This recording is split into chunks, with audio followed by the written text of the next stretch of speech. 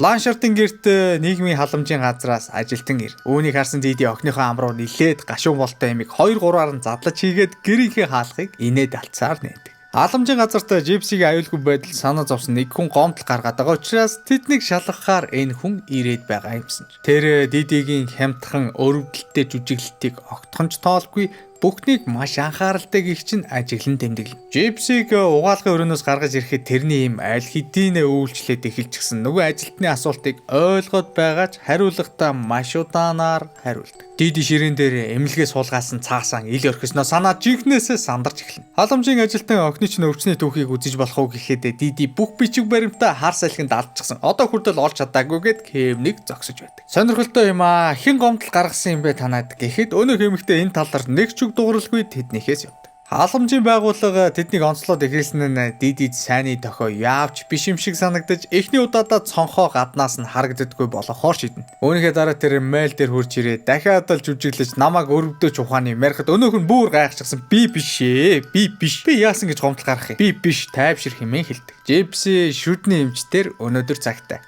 Харамсалтай нойр суулгах юм түүнд тарсны дараачаар өрөвдөлтөө охин өнөөдөр ганц нэгийг нь эмчлүүлэх биш оронд нь бүх шүднүүдэд авахулах юм байна гэдгийг мэддэг. Тэр гэртээ орон дээрээ ухаар болсон зүйлсийг бүдэг бодог санаж байгаач өөртөө эргэлцээр тойлны өмнө очих тэр мөчид аимшигтэй үнэн тэрнийг хүлээж байдаг. Ямар ч үдгүй болсон өрөвдөлтөө охин хамаг чангаараа л өөрийнхөө мэдэрч байгаа зүйлсийг гадагшлуулж гашуудалтай гих чинь уйлж байх зур Диди юу ч болсон шинжгүй үргэлж хэлдэг үгэн хэлж зүгээр дээ охин минь бүх зүйл сайхан болно гэсээр тэрний нурууг үрсээр байна.